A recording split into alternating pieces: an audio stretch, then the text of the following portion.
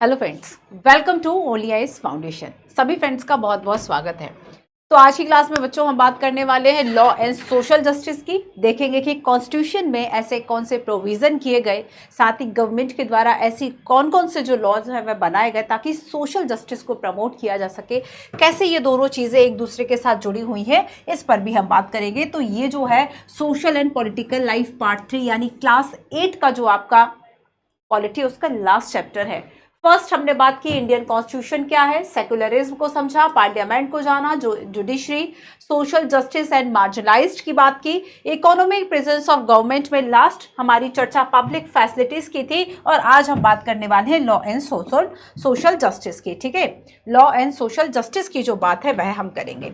सबसे पहले तो ये देख लो कि ये दो चीजें जो है वह आपस में जुड़ी कैसे हैं, law and social justice, law and social justice. ठीक है, इसके बाद देखो, चूंकि हमारा इसी तरह से हम कर रहे हैं क्लास 6 का आपका पॉलिटी हुआ, देन फिर ज्योग्राफी, देन 7, फिर 8, तब इसके बाद हम ज्योग्राफी का क्लास 8 जो है वह स्टार्ट करेंगे। ठीक है, अगर आप सभी चाहते हैं कि आपका रिविजन का क्लास हो देन मैसेज करिएगा। सो देखो बच्चों, जब हम सोशल जस्टिस की बात करते हैं कि आखिर सोशल जस्टिस को हम डिफाइन कैसे करेंगे, सो देखो बेसिकली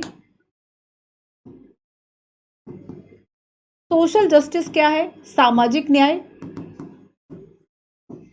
इक्विटेबल तरीके से इक्वली अपॉर्चुनिटीज, अवसर,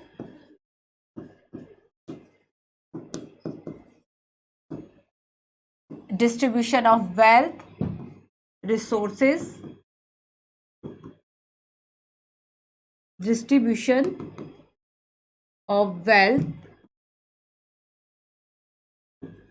ठीक है, या फिर हम रिसोर्सेज की बात करें, जो भी संसाधन अवेलेबल है, रिसोर्सेज, ठीक है, right and privilege,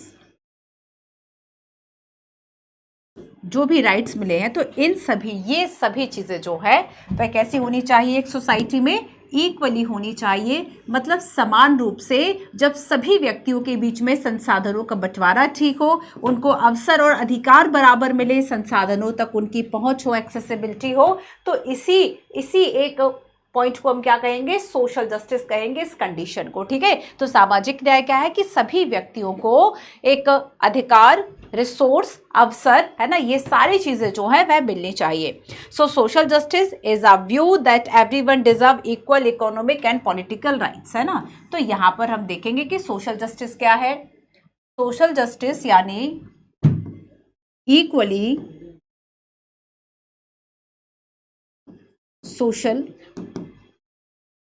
socially political, socially, economic, political and social rights and equality. ठीक है, तो ये सारी चीज़ें जो है वह सभी को इक्वली जो है वह मिलना चाहिए, तभी हम कह सकते हैं कि एक जो सोसाइटी है वह सोशल जस्टिस को फॉलो करती है। अब हम देखेंगे कि जब हम लॉ एंड जस्टिस की बात करते हैं, देखो लॉ एंड जस्टिस की जब हम बात करेंगे तो लॉ किस तरीके से जो सोशल इक्वालिटी है, सोशल जस्टिस है, इसको फॉलो करेगा। ठीक है, अब देखो इस कंडीशन को समझना कि हमें सोशल जस्टिस की जो सिचुएशन है, हमें इस सिचुएशन को समझने के लिए लॉ की जो जरूरत है वह क्यों होती है, लॉ। ठीक है, और आगे हम देखेंगे कि जब भी कोई पर्टिकुलर लॉ बनता है तो उससे सोशल जस्टिस जो है वह कैसे प्रमोट होगा। फॉर एग्जाम्पल मैं 2-3 लॉज की आपसे बात करती हूँ। ठीक है, फर्स्ट लॉ है जो कि है आपका law on minimum wages. Law on, आखिर गवर्नमेंट को लॉ क्यों बनाना चाहिए, मिनिमम वेजेस। ठीक है, लॉ ऑन मिनिमम वेजेस मतलब एक जो न्यूनतम मजदूरी है वो तो सबको मिलनी ही चाहिए। जैसे कि अगर हम दिल्ली की बात करें तो यहाँ पर अनस्किल्ड जो वर्क के लिए भी अगर हम एक सैलरी की बात करें तो जो ऑर्गेनाइजेशन है वह 15,000 से कम सैलरी नहीं दे सकता, है ना। तो फॉर एग्जांपल बच्चों ये क्या हो गया, आपका एक minimum law on minimum wage के अकॉर्डिंगली क्या हो गया, that wages should not be below as specified, जो भी मिनिमम चीज तैयार की गई है तो मेहनताना एक निर्धारित राशि से कम नहीं होगा, न्यूनतम मजदूरी आपको दी जाएगी, ये एक लॉ बन गया। अब देखना ये जो लॉ है वह सोशल जस्टिस को कैसे प्रमोट करेगा and why is it necessary, why is it necessary, आखिर ये आवश्यक क्यों है। ठीक है, सोशल जस्टिस को, सामाजिक न्याय को प्रोत्साहन देने के लिए जो लॉ है, जो कानून है, वह क्यों जरूरी है। कानून और सामाजिक न्याय। अब इस कंडीशन को हम समझते हैं, एक ऐसा व्यक्ति जिसको कि काम की बहुत ज्यादा जरूरत है, ठीक है, एक ऐसा व्यक्ति जिसे काम की बहुत ज्यादा जरूरत है और जो कि काम करने वाले मजदूर ज्यादा है लेकिन काम सीमित है, और इस कंडीशन में आपके पास बार्गेनिंग की पावर नहीं रहती कि आप अपने मजदूरी के लिए ज्यादा पैसा जो है वह मालिक से ले सके। ऐसे में क्या होगा बच्चों, वह तो शोषण करेगा, है ना। तो यहाँ पर जो पूंजीपति है वह कम पैसा देना चाह रहा है, और ऐसे में ऐसे जो लॉज है वह उन लोगों की मदद करते हैं जिनकी बार्गेनिंग पावर नहीं है। क्यों नहीं है, बिकॉज ऑफ उनकी कंडीशन। तो यहां पर हम देखेंगे कि जो वर्कर है, ठीक है, दे बैडली नीड वर्क, दे बैडली नीड वर्क। आधी मजदूरी में भी लोग काम करने के लिए तैयार हो जाते हैं कि बस काम मिल रहा है यही बहुत है, ठीक है। और ऐसे में अगर उनके पास बार्गेनिंग पावर नहीं है तब इन्हें बहुत कम मजदूरी जो है वह दी जाएगी, ठीक है, बहुत कम, लो वेजेस, बहुत कम जो मजदूरी है तब इन्हें क्या होगी बच्चों, दी जाएगी। और ऐसे में क्या होगा कि इनके जो अधिकार थे उनका जो इकोनॉमिक, हम कह रहे हैं कि सोशल जस्टिस का मतलब है कि आपके पास इकोनॉमिक जो राइट्स है वह भी इक्वली होने चाहिए, वो आपके पास नहीं हो पाते हैं। और ऐसे में सोशल जस्टिस की बातें केवल बातें रहती है जब तक लॉ नहीं बनता।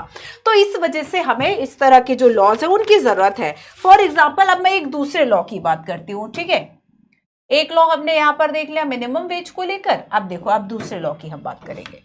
सेकंड जो लॉ है बच्चों ये कहता है requiring that the quality of good standard, ठीक है, सेकंड जो लॉ है, अब देखें कि यहां पर आपको लॉ जरूरी है किस चीज के लिए, जो वस्तुओं की गुणवत्ता है, ठीक है, गुड्स की जो क्वालिटी है, गुड्स की जो क्वालिटी है, इसको लेकर जो लॉ है वह लाया गया। अब देखो ये क्यों जरूरी है, तो देखो हमने देखा कि फर्स्ट जो है कि लॉ ऑन मिनिमम अगर वेजेस बनाए यानी तो न्यूनतम मजदूरी, इससे कम आपको जो वेज है वह नहीं मिलेगा, तो एक तरीके से हमने सोशल जस्टिस को प्रमोट किया बिकॉज ऑफ ये बहुत जरूरी था।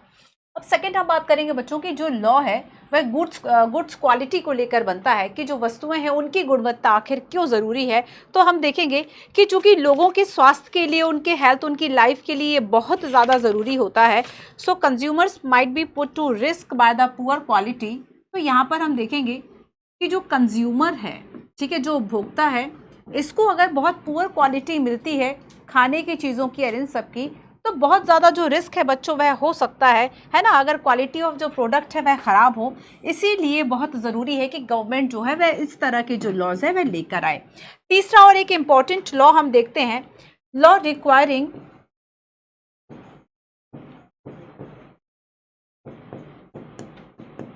essential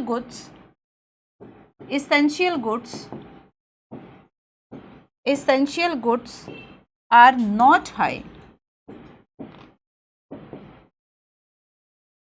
फॉर एग्जाम्पल हम फूड ग्रेन्स की बात करें, अनाज की हम बात करें, ठीक है, तो यहाँ पर हम देखते हैं बच्चों कि इसके लिए जो लॉ है वह क्यों ज़रूरी है कि जो आवश्यक पदार्थ हैं, जो खाने की चीज़ें हैं, ठीक है, उन सभी के जो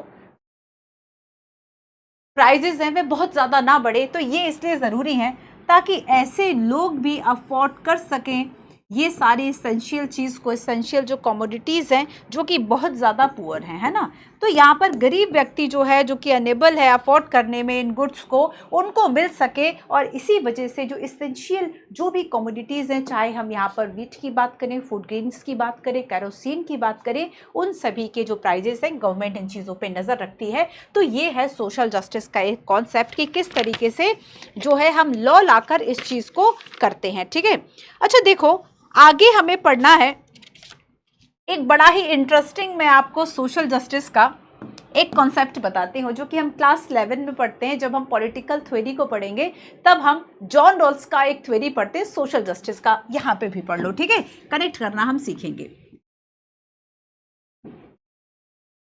देखो जॉन रॉल्स का एक थ्योरी है, इस थ्योरी में जॉन रॉल्स का कहना है कि आप ना एक अज्ञानता का पर्दा डालो, ये पर्दा हो गया, ठीक है, इसको उन्होंने कहा wheel of ignorance, wheel of ignorance, ठीक है, व्हील ऑफ इग्नोरेंस, अज्ञानता का आवरण, ये इन्होंने एक सिद्धांत दिया सोशल जस्टिस के लिए, अज्ञानता का आवरण, व्हील ऑफ इग्नोरेंस, ठीक है। और यहां पर जॉन रॉल्स कहते हैं कि आप एक ऐसी सिचुएशन, मान लीजिए कि ये सोसाइटी है, ठीक है, ये आपकी सोसाइटी है, एक साइड जो है वह पुअर पीपल है, एक साइड जो है वह रिच पीपल है, ठीक है, एक साइड हमने देखा कि अपर कास्ट है, एक जगह हमने देखा कि लोअर कास्ट है, ठीक है, एक जगह हम बात करेंगे कि ये बहुत ही ज़्यादा पावरफुल लोग हैं सोसाइटी में, और एक जगह हमने देखा कि इनके पास जो पावर है वह नहीं है, ठीक है, तो यहाँ पर जो है वह पावरलेस कम्युनिटी है या ग्रुप है। अब व्हील ऑफ इग्नोरेंस जो है वह क्या कहता है, ये कहता है कि एक ऐसी situation of completely ignorance about our possible position, तो हमें नहीं पता कि हम जो है वह समाज के इस वर्ग में पैदा होंगे या समाज के इस वर्ग में पैदा होंगे, हमें नहीं पता, मतलब हम इस सिचुएशन से कैसे हैं बच्चों, बिल्कुल भी नहीं पता हमें कि हम किस जगह सोसाइटी में किस जगह पर पैदा होंगे। तो सिचुएशंस जो है वह हमारी क्या होगी, हमारा स्टेटस जो है वह सोसाइटी में क्या होगा, स्टेटस जो है, स्टेटस इन सोसाइटी वह क्या होगा, ठीक है, हम इस चीज को नहीं जानते, स्टेटस इन सोसाइटी क्या होगी, हम इस चीज को नहीं जानते, ठीक है, क्लियर है, समझ गए इस बात को। अब देखो तो अब आगे क्या, अगर आप यही नहीं जानते कि आपका स्टेटस क्या होगा और अब आपसे कहा जाए कि आप सभी लोगों को जो है वह राइट्स जो है वह डिस्ट्रीब्यूट करो, ठीक है, जो रिसोर्सेज है वह डिस्ट्रीब्यूट करो, जो रिसोर्सेज है वह डिस्ट्रीब्यूट करो, तब आप न्याय की बात करोगे, तब आप सोशल जस्टिस की बात करोगे कि हमें नहीं पता हमें किस घर में पैदा होना, इसलिए सभी लोगों को क्या करो, एक इक्विटेबल एंड जस्ट रिसोर्सेज की जो बात है यहाँ पर की जाती है, और यहाँ पर जस्टिस फॉर सोसाइटी सोचा जाता है, ठीक है। तो अब जब आपको नहीं पता कि आपका भाग जो है वह कौन सा होगा, तो आप क्या करोगे, आप न्याय की बात करोगे कि नहीं नहीं नहीं, जो लोअर कास्ट है या फिर जिसे आप ये कह रहे हो उस वर्ग को भी उतने ही अधिकार मिलने चाहिए, क्योंकि हम हो सकता है कि हम उस वर्ग में पैदा हो, तो यही हमें नहीं पता कि हमारी सोसाइटी में जो पोजीशन है, जो स्टेटस है वह क्या होगा, और अब आपको बंटवारा करना है। मतलब वही बात हो गई कि आपको, आपके पास जो भी चीज़ है आप उसको कई भागों में बांट रहे हैं, कई हिस्सों में बांट रहे हैं, और उसमें से एक हिस्सा आपका भी है, लेकिन आपको ये नहीं पता कौन सा हिस्सा आपके हाथ में आएगा। तब आप क्या करोगे, आप कोशिश करोगे कि सभी जो हैं वह बराबर रहें, या अंतर भी हो तो केवल 19-20 का अंतर हो, है ना, बट ये भी तो पॉसिबल है, पॉसिबल सिचुएशन कि आपको वो जो 19 वाला भाग है वह मिल जाए। तब ऐसे में क्या है कि इसे ही व्हील ऑफ इग्नोरेंस कहा, बट कुछ लोगों का ये कहना है कि व्हील ऑफ इग्नोरेंस जो है ऐसा हो ही नहीं सकता कि हम ऑलरेडी अपर कास्ट में पैदा हो चुके हैं, हम कैसे सोचेंगे लोअर कास्ट के बारे में। तो व्हील ऑफ इग्नोरेंस जो है वह बहुत ही प्रैक्टिकली सोल्यूशन जो है वह नहीं है। बट हाँ, जॉन रॉल्स कहते हैं कि आपको नहीं पता कि आप डिसएडवांटेज सोसाइटी में पैदा होंगे या एक प्रिविलेज ग्रुप में पैदा होंगे, और अब आपको क्या करना है, जस्टिस करना है सोसाइटी के लिए। तो यहाँ पर एक ऐसी सिचुएशन थी जिसमें कि हमें कुछ नहीं पता था, ठीक है। तो अब आपको कैसे जो है वह फेयर एंड जस्ट, निष्पक्ष और जो न्याय रूप से चीज़ों का बंटवारा है वह करना है। तो ये जॉन रॉल्स की थ्योरी है कि इसका व्हील ऑफ इग्नोरेंस, मतलब एक अज्ञानता का पर्दा बीच में है और आपको नहीं पता कि इसके इस साइड कौन से लोग हैं, उस साइड कौन से लोग हैं। अब आपको बंटवारा करना है, तो अब आप एक जस्ट सोसाइटी का जो निर्माण है वह करने की कोशिश करेंगे, जहां सभी व्यक्तियों को समान न्याय जो है, समान रूप से अधिकार जो है वह मिल जाए। क्लियर हो गया? तो आगे हम इस चीज़ को पढ़ेंगे। तो अभी तक हमने देखा, अब 2-3 बातें और हमें इसमें समझनी है कि जैसे कि अगर हम अपने कॉन्स्टिट्यूशन की बात करें, ठीक है, तो कॉन्स्टिट्यूशन में कौन कौन से ऐसे प्रोविजन किए गए हैं जो कि सोशल जस्टिस को प्रमोट करते हैं, हम उन सब की बात करते हैं। क्लियर? पहले आ जाओ, मिनिमम वेजेस एक्ट का एक क्वेश्चन देख लो। क्वेश्चन है, minimum wages act specified that wages should not be below as specified minimum. न्यूनतम मजदूरी से कम जो है वह मजदूरी नहीं होगी, है ना, इस एक्ट के अंतर्गत। This law is mean to protect the interest of all worker, particularly from labourers, construction worker. ये कानून सभी श्रमिकों के हितों की रक्षा करेगा, चाहे वह खेतीहर मजदूर हो, निर्माण श्रमिक हो। ठीक है, तो यहाँ पर कौन सा जो है वह करेक्ट है? हमने देखा कि गवर्नमेंट मिनिमम वेज को लाके ऐसे लोगों के लिए जो कि बार्गेनिंग नहीं कर सकते, इनके जो इंटरेस्ट हैं उसको प्रोटेक्ट कर लिया। ठीक है, और ये इंटरेस्ट कहा था कि आपको एक इतना जो मजदूरी है कम से कम ये तो दिया ही जाएगा, है ना। तो यहाँ पर क्या होगा, बोथ 1 और 2 दोनों ही जो इसमें स्टेटमेंट हैं वह कैसे होंगे बच्चों, करेक्ट होंगे। ठीक है, चलो अब देखो आगे हम बात करेंगे कि जो ये सोशल जस्टिस है, सोशल जस्टिस को प्रमोट करने के लिए, सोशल जस्टिस को प्रमोट करने के लिए हमारे कॉन्स्टिट्यूशन में काफ़ी सारे जो प्रोविज़न है वह किए गए हैं। जैसे कि अभी हमने वर्कर्स की बात की और वर्कर्स के साथ हमने देखा कि जो वेजेस है वह कितनी कैसी मिलनी चाहिए। ठीक है, ये भी हमने देखा। तो देखो बच्चों, कॉन्स्टिट्यूशन में है आर्टिकल 23-24, आर्टिकल 23 और 24। ये आर्टिकल आपको पता है फंडामेंटल राइट्स, है ना, और फंडामेंटल राइट्स में आएंगे और यहाँ पे कौन सा आपका राइट आता है, right to against exploitation, right to against exploitations. ठीक है, शोषण के विरुद्ध अधिकार, कौन सा अधिकार है, शोषण के विरुद्ध अधिकार।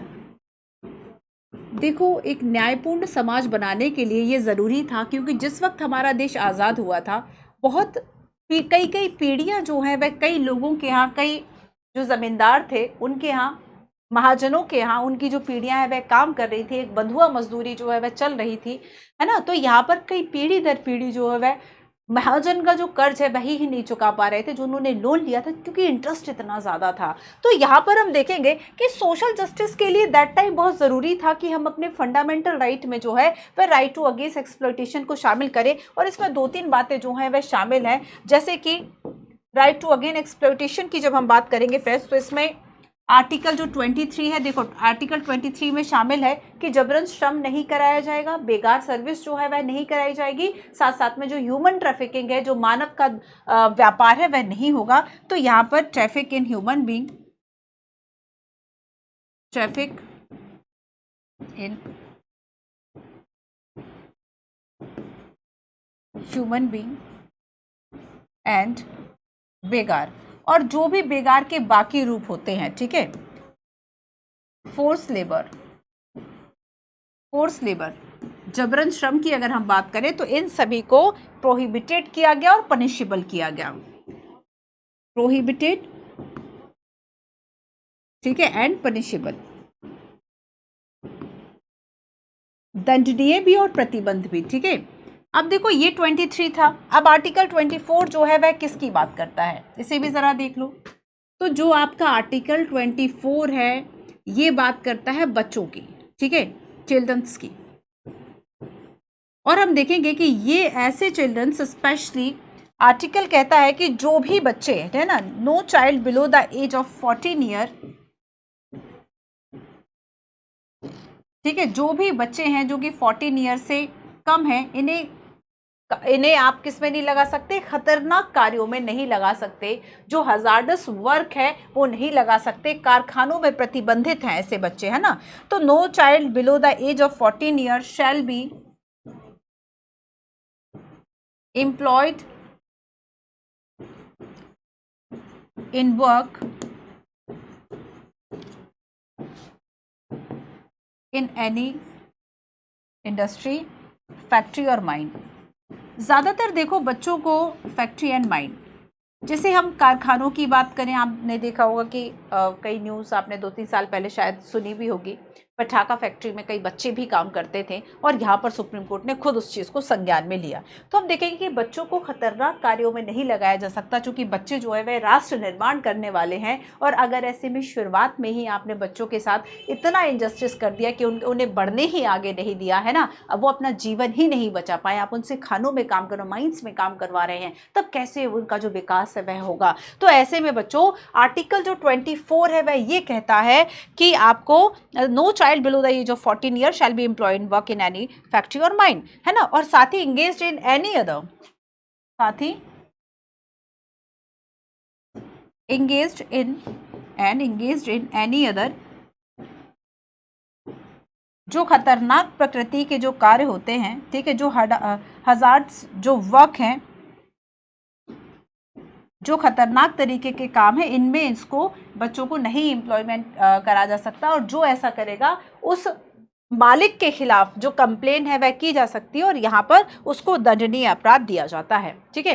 तो आर्टिकल 24 तो ये कहता है, लेकिन अब देखो आप कुछ सिचुएशन भी देखते हैं। अब आर्टिकल 24 ने तो कह दिया कि ठीक है भाई ऐसी ऐसी व्यवस्था कर दो, लेकिन इसके बावजूद भी हम देखेंगे कि हमारे देश में ये समस्या आज भी है ना। तो यहाँ पर बच्चों से जुड़ा हुआ एक रिपोर्ट मैं आपको बताती हूँ, और ये रिपोर्ट अगर हम 2011 की जनगणना की बात करें, ठीक है, सेंसस 2011, ये कहता है कि 5 से लेके जो 14 ईयर तक के बच्चे हैं, 15 to 14 ईयर, है ना, अगर हम इन बच्चों की बात करें तो लगभग 4 मिलियन, लगभग 40 लाख ऐसे बच्चे हैं जो कहीं ना कहीं कार्य कर रहे हैं और उन कार्यों की प्रकृति भी खतरनाक है ना।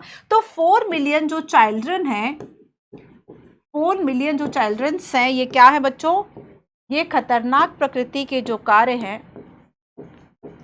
जो हजार्ड्स टाइप के जो वर्क है, इसमें जुड़े हुए हैं।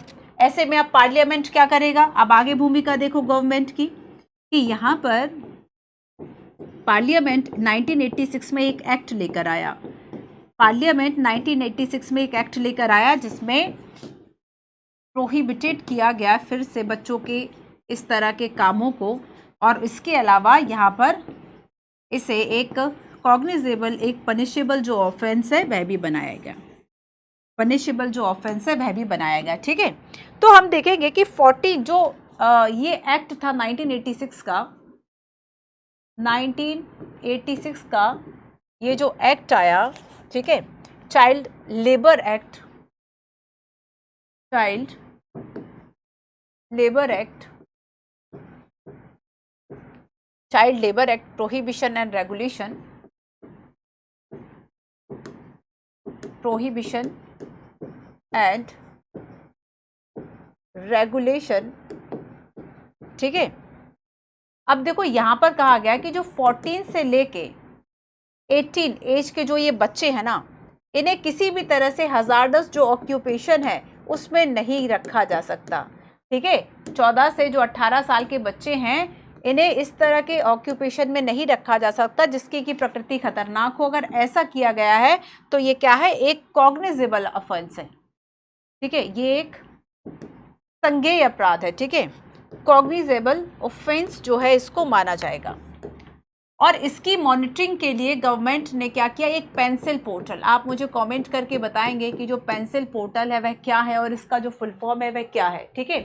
तो पेंसिल पोर्टल जो है बच्चों, यह मॉनिटरिंग के लिए, ताकि इस पे जो सारे और डेटा है वह आते रहें कि अगर कहीं पर कोई बच्चा इस तरह के कम 18 वर्ष से कम उम्र का है, किसी खतरनाक प्रकृति के कार्यों में अगर वह नियोजित है, एम्प्लॉयड है, उसको वहाँ से हटाया जा सके। गवर्नमेंट इसके लिए वर्क करे, है ना, संगठन आगे आए, तो समाज आगे आए। इसके लिए क्या किया गया, पेंसिल पोर्टल जो है वह एस्टैब्लिश किया गया है, ठीक है, ताकि इसकी जो मॉनिटरिंग है प्रॉपर तरीके से वह की जा सके। तो यहाँ पर हमने आर्टिकल 23-24 की बात की, राइट टू अगेंस्ट एक्सप्लॉयटेशन। चलिए एक क्वेश्चन और देखते हैं।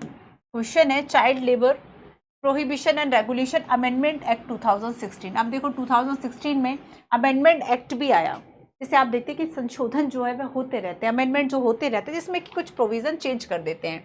It ban the employment of child and below the age of 14 year in all occupation. याद रखना कि यहाँ पर जो ये ऑल कहा गया ना, यूपीएससी ने यहाँ से क्वेश्चन पूछा था, ऑल ऑक्यूपेशन, क्या सभी तरह के जो वर्क हैं उसमें प्रतिबंधित है। आपने अक्सर देखा होगा कि चाय की दुकान पर जो छोटू है वह चाय लेकर आता है, छोटा बच्चा भी चाय लेकर आता है, हो सकता है उसकी उम्र 8 या 10 साल हो, तो वो खतरनाक प्रकृति का कार्य नहीं है। और अगर इस तरह के बच्चे, अगर उनके घर के जो काम है ना, मान लीजिए घर का किसी का इस तरह का ढाबा या रेस्टोरेंट है, वो उसमें काम करना चाहता है, तो अगर वह अपने ही घर के जो उसके बिजनेस है उसमें सहयोग दे रहा है, देन अच्छी बात है, उसमें नहीं रोका जा सकता, अदरवाइज उसे कहीं और एम्प्लॉयड नहीं किया जा सकता। लेकिन यहाँ पर लिखा है कि it ban the employment of child and below the age of 14 years in all occupations. यह खेतों में काम कर सकता है, खेतों में सिंचाई और बाकी सारा जो काम है अपनी फैमिली का कर सकता है, ठीक है, अगर मैं एग्रीकल्चर से जुड़ी हुई फैमिली है। ऑल ऑक्यूपेशन लिखा है, दैट्स वाई फर्स्ट जो सेंटेंस है वह रॉन्ग हो गया। सेकेंड कहता है it ban the employment of adolescent in hazard occupation and process. यह खतरनाक व्यवसाय और प्रक्रियाओं में किशोरों 14 से 18 वर्ष के रोजगार पर प्रतिबंध लगाता है। तो ये बात बिल्कुल सही है, ठीक है। तो यहाँ पर इस तरह 14 से 18 उम्र तक के जो बच्चे, उनको खतरनाक कार्यों में नहीं रखा जा सकता। करेक्ट स्टेटमेंट आपसे पूछा है, फर्स्ट रॉन्ग है, और जो सेकंड स्टेटमेंट है वह क्या है बच्चों, सही है। क्लियर। चलिए आइए एक बात हम कॉन्स्टिट्यूशन के बारे में जानते हैं।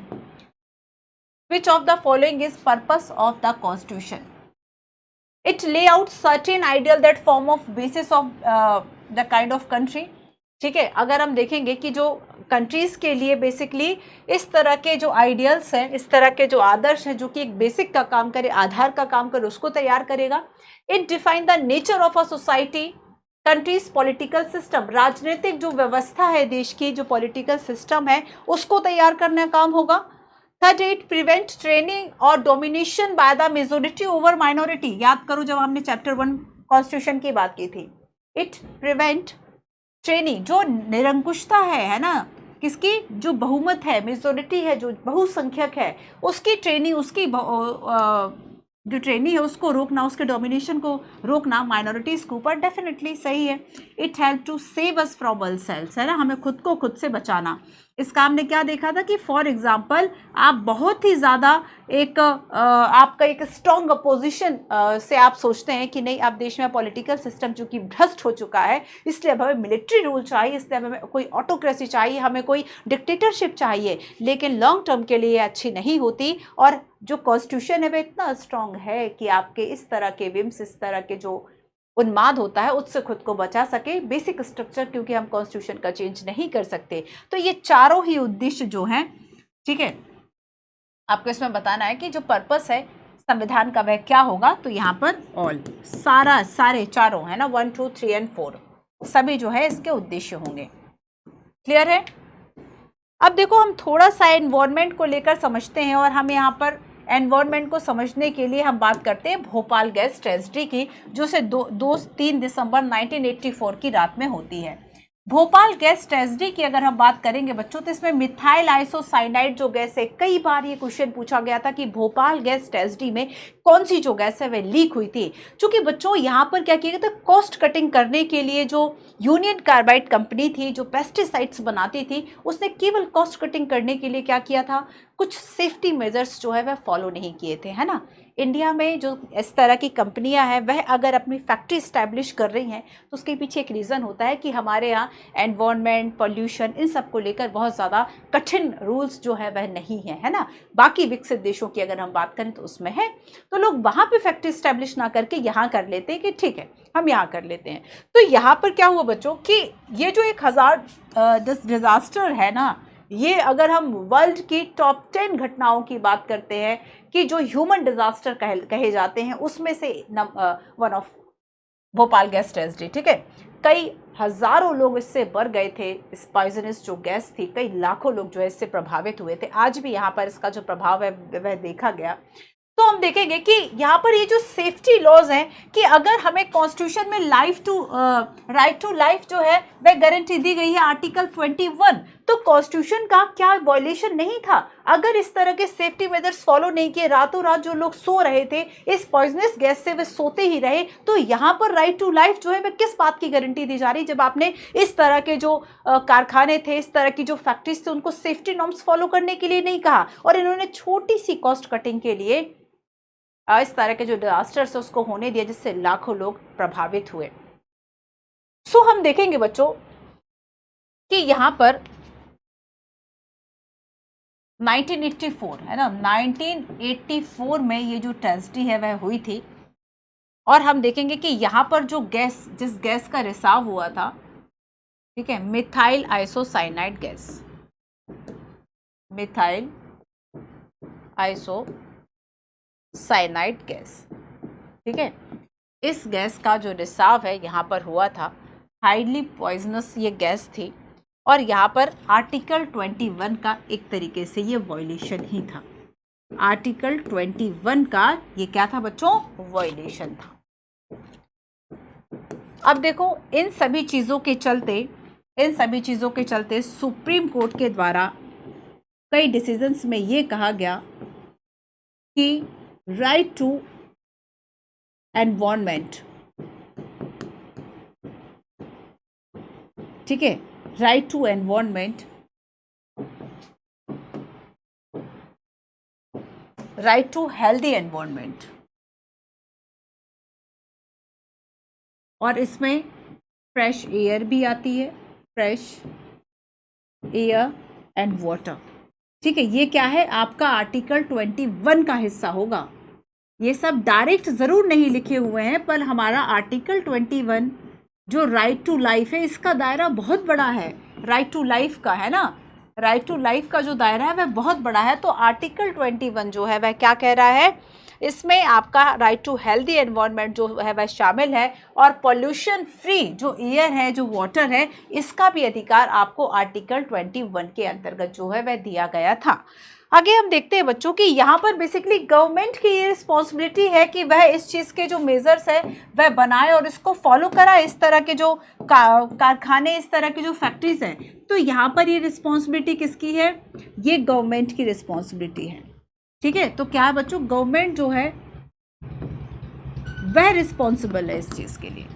गवर्नमेंट की रिस्पॉन्सिबिलिटी है कि इन मेजर्स को जो है वह फॉलो कराए, चेक करे, ठीक है। अब जैसे कि हम दिल्ली में बात करते हैं, तो दिल्ली में ट्रांसपोर्ट की वजह से काफ़ी जो पोल्यूशन है वह हो रहा है, ठीक है। तो अब देखो यहाँ पर हम देखेंगे कि गवर्नमेंट के द्वारा पोल्यूशन को कम करने के लिए चाहे वह पानी का छिड़काव करवाए, चाहे पोल्यूशन के लिए वह कहे कि नहीं अब जो है वह पेट्रोल के नहीं बल्कि अब जो CNG गैस है, ठीक है, ये व्हीकल्स आएंगे, कंप्रेस नेचुरल गैस, क्योंकि ये जो है वह पोल्यूशन कम करेगी। इसके बाद गवर्नमेंट जो है वह क्या करती है, जो भी इलेक्ट्रिकल व्हीकल है इन पर सब्सिडी करती है, इन इलेक्ट्रिक जो व्हीकल है इनको सब्सिडाइज करती है कम कीमत पर।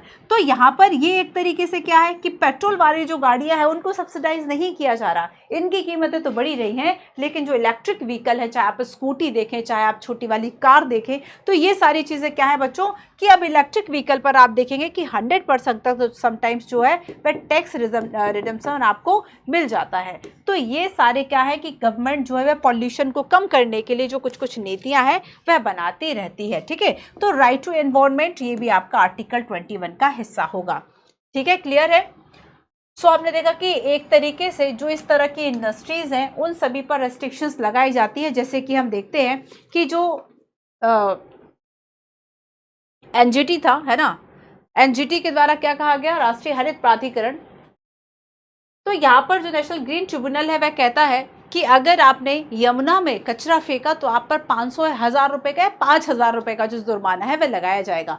तो इस तरह के फाइन्स लगाना ये बताता है कि गवर्नमेंट जो है वह इस अकाउंटेबिलिटी को समझती है और इससे संबंधित जो रूल्स रेगुलेशंस है उसको साथ साथ लाती रहती है। तो हम देखेंगे the environment was treated as a free entity and any industry could polluted air and water without any restrictions.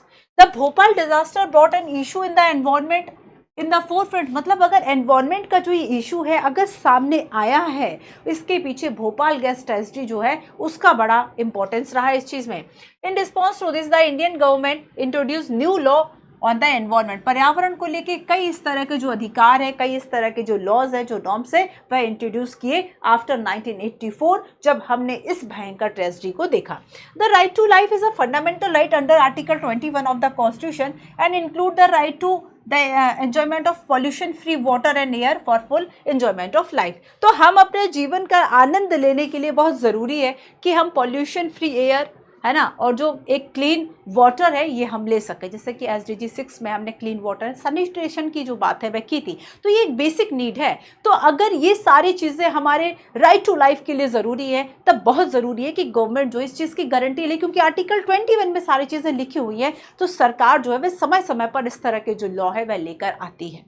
ठीक है, the court gave a number of judgements upholding the right to healthy environment at ये fundamental right to life की अगर हम बात करें बच्चों, तो राइट टू हेल्दी एनवायरनमेंट जो पहले हम चर्चा कर चुके हैं, स्वच्छ पर्यावरण का अधिकार, ये हमारे राइट टू लाइफ का जो है वह एक हिस्सा हो गया। एंड फाइनली इस तरह के जो प्रोसीजर्स हैं, इस तरह के जो नॉर्म्स हैं, उनको चेक करें, ये गवर्नमेंट का अकाउंटेबिलिटी है। What are the law for environmental protection in India? तो कुछ मैं आपसे लॉ की बात करती हूँ जो कि एनवायरमेंट प्रोटेक्शन से रिलेटेड लॉ है इंडिया में। द फॉरेस्ट कंजर्वेशन एक्ट 1980 है ना, the environment protection act 1986, wild life protection act 1972, air prevention and control of pollution act 1981, air and the Indian forest act 1927, है ना, एंड वाटर एक्ट 1974। याद रखना UPSC ये question पूछ चुका है यहाँ से, water prevention and control of pollution act 1974 कि ये किसके अंतर्गत जो है इसको इसका जो इम्प्लीमेंट है वह कराया गया था। तो समटाइम्स आप देखेंगे कि लॉ किस लॉ के द्वारा, किस एक्ट के द्वारा कौन सी जो बॉडी है, कौन सी जो अथॉरिटी है वह स्टैब्लिश की गई थी, इंस्टीट्यूशन स्टैब्लिश किया था, वहाँ से भी यूपीएससी क्वेश्चन पूछती है। तो ये कुछ ऐसे नॉर्म्स, ये कुछ ऐसे लॉज थे जो कि एनवायरनमेंट पॉल्यूशन से रिलेटेड थे, चाहे हमें फॉरेस्ट को कंजर्व करना हो, चाहे एनवायरनमेंट को, चाहे वाइल्ड लाइफ को। ठीक है, तो यहाँ पर हमने बात की राइट टू एनवायरनमेंट की, है ना, किस तरीके से सोशल जस्टिस को प्रमोट किया 23 ने, आर्टिकल 24 ने, है ना। 23 के किन किन बातों की चर्चा करता है, ह्यूमन ट्रैफिकिंग की बात करता है, किसको रोका जाए, जो बेगार श्रम है या फिर जबरन मजदूरी है, फोर्स लेबर है, या फिर इससे संबंधित और भी इसी तरह के कई और जो टर्म्स है उनको रोका जाए, उनको प्रोहिबिटेड किया जाए, पनिशेबल किया जाए। तो ये आर्टिकल 23 कहता है।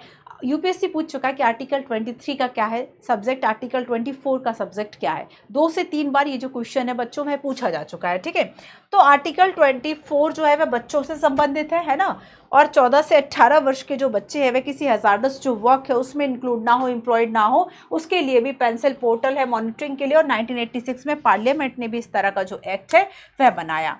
ठीक है, तो ये था आपका सोशल जस्टिस। और यहाँ पर हमने व्हील ऑफ इग्नोरेंस जो कि हम क्लास 11 में पढ़ने वाले हैं, अज्ञानता का आवरण, इसका मतलब आपको नहीं पता कि आप कहाँ पर पैदा होंगे, किस ग्रुप में पैदा होंगे, और अब आपको जो रिसोर्सेज का डिस्ट्रीब्यूशन है वह करना है, अधिकारों का जो डिस्ट्रीब्यूशन है वह करना है। तो आपने बहुत ही जस्ट एंड फेयर तरीके से किया, क्योंकि हमें नहीं पता था हम कहाँ होंगे। लेकिन इसकी आलोचना करने वाले जो लोग हैं, इसके अगेंस्ट जो बोलने वाले लोग हैं, वो ये कहते हैं कि चूंकि मनुष्य सोच सकता है इसलिए वो ये बात कभी सोचेगा नहीं कि मुझे तो ये चीज़ पता है कि मैं कहाँ हूँ, किस में कहाँ, किस जगह पर, किस कास्ट एंड किस क्लास में पैदा हुई हूँ। उसके बाद आप कैसे सोच सकते हो कि नहीं मैं अब आगे इस जगह पर पैदा होऊंगा, मुझे उस सिचुएशन, मुझे उस पोजीशन का नॉलेज नहीं है और इस वजह से मैं जो डिस्ट्रीब्यूशन है वह फेयर एंड जस्ट करूँ। तो ये पॉसिबल जो कंडीशन है वह नहीं लगती। तो ये जॉन रॉल्स की जो थ्योरी है, क्लास 11 में हम व्हील ऑफ इग्नोरेंस को पढ़ेंगे। सोशल जस्टिस की हमने बात की कि इक्वली जो है वह resources, opportunity, rights and distribution करना वेल्थ का, यही आपका क्या है सोशल जस्टिस है ना। साथ ही हमने देखा कि गवर्नमेंट जो है वह लॉ बनाकर इस तरह के सोशल जस्टिस को प्रमोट करती है, जैसे कि जो 3 लॉज हैं मान लीजिए वह आते हैं, मिनिमम वेज पे आता है, तो वह उन मजदूरों के लिए बहुत ज़रूरी है जो बार्गेनिंग नहीं कर सकते, जिनका शोषण किया जा सकता है, ठीक है। अगर गुड्स की क्वालिटी को इंश्योर करने के लिए जो मानक बनाए जा रहे हैं, जो लॉज हैं, वह भी बहुत ज़रूरी है, ताकि लोगों की जो ज़िंदगी है, जो रिस्क है कंज्यूमर्स का, वह कम हो सके। और अगर हम बात करते हैं कि जो इसेंशियल गुड्स है, जीवन के लिए जो अनिवार्य चीज़ें हैं, इंपॉर्टेंट जो जैसे कि फूड ग्रेन है, इन सभी की जो कीमतें हैं वह कंट्रोल रहे, इसके लिए भी गवर्नमेंट लॉ लेकर आती है, ताकि एक पुअर से पुअर पीपल जो है उसके लिए अफोर्डेबल हो सके।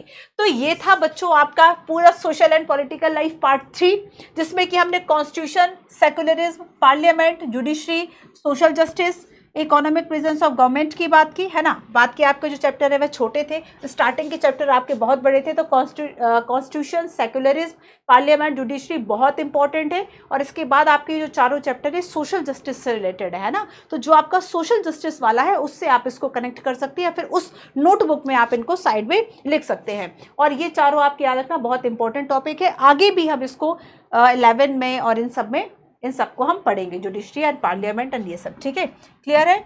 तो चलिए आज की क्लास को हम यही ख़त्म करते हैं, और इसके बाद देख लेते हैं जिस तरह की ज़रूरत होगी, लगेगा कि हमें एक रिवीजन क्लास जो है वह लाना चाहिए, देन हम रिवीजन क्लास करेंगे, अदरवाइज हम क्लास 8 का जो ज्योग्राफी है उसकी क्लासेस स्टार्ट करेंगे, ठीक है।